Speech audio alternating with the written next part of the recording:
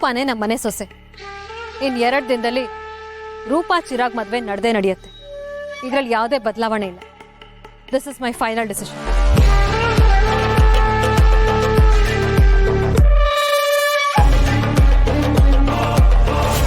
ಹೊರಡೋಣವಾ? ಸೌಂದರ್ಯ, ಇನ್ನು 2 ದಿನದಲ್ಲಿ ಇದೇ ಊರಿನಲ್ಲಿ ಮದುವೆ ನಡೆಯುತ್ತೆ. ನಾವು ಇಲ್ಲಿಂದ ಅಲ್ಲಿಗೆ ಓಡಾಡ್ತಿದ್ರೆ ಕೆಲಸಗಳಾಗೋದಿಲ್ಲ.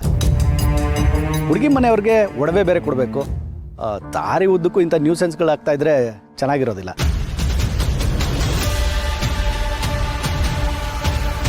ಹೇಗೂ ನಮ್ಮ ರೆಸಾರ್ಟ್ ಇಲ್ಲೇ ಇದೆ, ಜಾಗ ಸೇಫ್ ಆಗೂ ಇದೆ.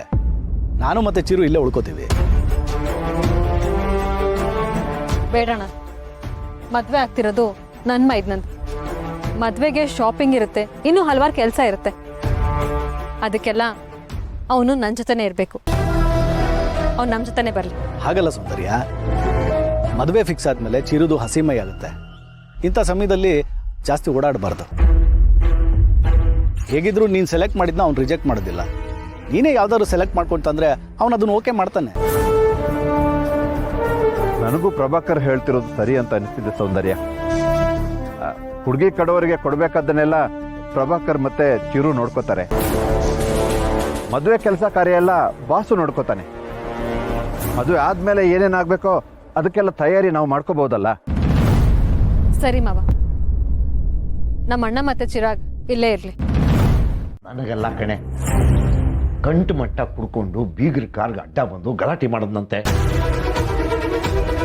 ಅಯ್ಯೋ ದೇವ್ರೆ, ಅವ್ನು ಯಾಕಾದ್ರೂ ನಿಮ್ಮ ಹೋಟೆಲ್ ಹುಟ್ಟಿದ್ನೋ ಏನೋ. ನಾವಿಲ್ಲಿ ರೂಪನ್ ಮದ್ವೆಗೆ ಧಾರೆ ಮುಹೂರ್ತದಲ್ಲಿ ಹಾಲು ಎರಿಯೋ ತಯಾರಿಲಿದ್ದೀವಿ. ಇವನು ಮದ್ವೆನ ಕೆಡಿಸಿ ಎಳ್ಳು ನೀರು ಬಿಡ್ತಾನೆ ಅನ್ಸತ್ತೆ. ಮದುವೆ ಗಡಿಬಿಡಿಯಲ್ಲಿ ಇಂಥ ಒಬ್ಬ ಕೆಟ್ಟ ಮಗ ಇದ್ದಾನೆ ಅಂತ ಸೌಂದರ್ಯ ಮೇಡಮ್ ಹತ್ರ ಹೇಳಕ್ ಹೊರಟಿದ್ದೆ. ಸೌಂದರ್ಯ ಮೇಡಮ್ ತಡೆದು ಎಲ್ಲ ಮುಗಿಲಿ, ಆಮೇಲೆ ಮಾತಾಡೋಣ ಅಂದ್ಬಿಟ್ಟು. ಈಗ ವಿಷಯ ಮುಚ್ಚಿಟ್ಟು ಮದುವೆ ಮಾಡ್ತಾ ಇದ್ದಾರೆ ಅಂತ ಅನ್ಕೊಳಲ್ವಾ? ರೀ, ಒಂದು ಕೆಲಸ ಮಾಡ್ತೀರಾ? ಸೌಂದರ್ಯ ಅವ್ರಿಗೆ ಫೋನ್ ಮಾಡಿಬಿಟ್ಟು ನಾವು ಯಾವ ವಿಷಯನೂ ಮುಚ್ಚಿಟ್ಟಿಲ್ಲ, ವಿಷಯ ಹೀಗಿದೆ ಅಂತ ನಿಜ ಹೇಳ್ಬಿಡಿ. ಸರಿಯಾಗಿ ಹೇಳಿದೆ. ನಾನು ಅದೇ ಯೋಚನೆ ಮಾಡ್ತಾ ಇದ್ದೀನಿ. ಒಂದು ಫೋನ್ ಮಾಡ್ತೀನಿ ಇರು.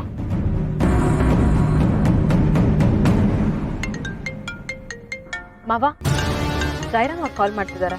ಸೌಂದರ್ಯ, ಸ್ಪೀಕರ್ ಆನ್ ಮಾಡಮ್ಮ. ಮೇಡಮ್, ದಯವಿಟ್ಟು ಕ್ಷಮಿಸಿ. ನಮ್ಮಿಂದ ಒಂದು ತಪ್ಪಾಗಿದೆ. ನಮಗೆ ಒಬ್ಬ ಮಗ ಇದ್ದಾನೆ ಅಂತ ನಿಮ್ಮ ಹತ್ರ ಹೇಳಬೇಕಾಗಿತ್ತು. ರೂಪ ಬೇರೆ ಬಂದಿರಲಿಲ್ಲ, ಆ ಟೆನ್ಷನ್ನಲ್ಲಿದ್ವಿ. ವಿಷಯನ ಮುಚ್ಚಿಡಬೇಕು ಅಂತ ಉದ್ದೇಶ ಏನಿರಲಿಲ್ಲ ಮೇಡಮ್.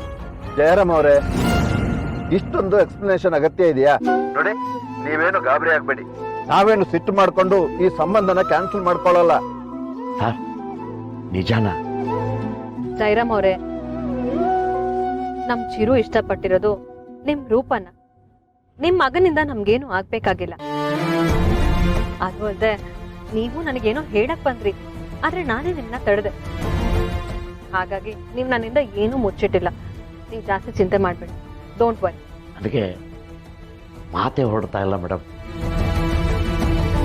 ಎಲ್ಲಿ ನನ್ನ ಮಗನಿಂದ ನಮ್ಮ ರೂಪ ಮದುವೆ ನಿಂತೋಗುತ್ತೆ ಅಂತ ನಾವೆಲ್ಲ ಆತಂಕ ಪಡ್ತಾ ಇದ್ವಿ.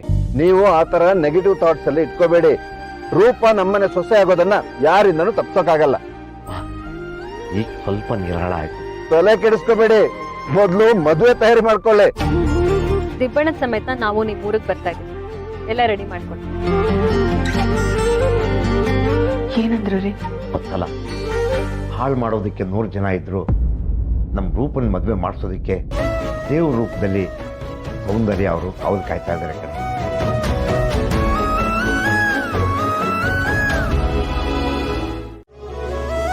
ಹಾ, ಹೌದೌದು ಅರ್ಚನಾ, ನೀನು ಹುಡುಗನ ಅಕ್ಕ.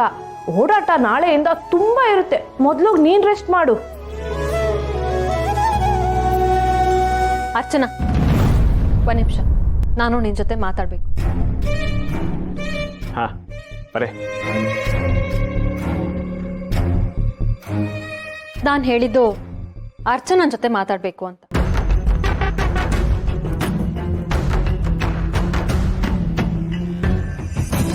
ಹೀಗೆ ಹೇಳ್ತಾ ಇದ್ದೀನಿ ಅಂತ ತಪ್ಪು ತಿಳ್ಕೊಬೇಡ. ಚಿರಾಗ್ ನಿನಗಿಂತ ಚಿಕ್ಕವನು. ಅವನ ಮದುವೆ ನಿನ್ನ ಮದುವೆಗಿಂತ ಮುಂಚೆ ಆಗ್ತಾ ಇದೆ ಅಂದರೆ ಹೊರಗಡೆ ಜನ ನನ್ನ ಬಗ್ಗೆ 4 ಥರ ಆಡ್ಕೋತಾರೆ. ಅದಕ್ಕೆ ನೀನು ಯಾಕೆ ನಿನ್ನ ಮದುವೆ ಬಗ್ಗೆ ಯೋಚನೆ ಮಾಡಬಾರ್ದು? ನಾನು ಮದುವೆ ಆಗಿಲ್ಲ ಅನ್ನೋ ಕಾಳಜಿ ನಿಮಗಿಲ್ಲ. ನಿಮ್ಮ ಬಗ್ಗೆ ಜನ ಮಾತಾಡ್ತಾರೆ ಅನ್ನೋ ಕಾರಣಕ್ಕೆ ಇದ್ದಕ್ಕಿದ್ದಾಗೆ ಮದುವೆ ಪ್ರಸ್ತಾಪ ತೆಗಿತಿದ್ದೀರಾ. ಒಟ್ಟಿನಲ್ಲಿ ನಿಮಗೆ ಕೆಟ್ಟ ಹೆಸರು ಬರಬಾರ್ದು ಅಲ್ವಾ? ನನಗೆ ನನ್ನ ಬಗ್ಗೆ ಮಾತ್ರ ಯೋಚನೆ ಅಲ್ಲ, ನಿನ್ನ ಬಗ್ಗೆನೂ ನನಗೆ ಚಿಂತೆ ಇದೆ. ನಿನಗೆ ಮದುವೆ ಆಗಿಲ್ಲ ಅಂದರೆ ನಿನ್ನಲ್ಲೇ ಏನೋ ದೋಷ ಇದೆ ಅಂತ ಆಡ್ಕೋತಾರೆ. ಹಾಗಾಗಿ ಹೇಳ್ತಾ ಇದ್ದೀನಿ, ನೀನು ಈಗಲೂ ಹೂವನ್ನು ಕಣ್ಣು ಮುಚ್ಚಿ ಕಣ್ಣು ಬಿಡೋಷ್ಟರಲ್ಲಿ ನಿನಗೊಂದು ಒಳ್ಳೆ ಹುಡುಗನ ತಂದು ಮದುವೆ ಮಾಡಿಸ್ತೀನಿ. ಅರ್ಚನಾ, ಒಂದು ಹೆಣ್ಣಿಗೆ ಗಂಡಿನ ಆಸರೆ ತುಂಬ ಮುಖ್ಯ, ಅರ್ಥ ಮಾಡ್ಕೊ.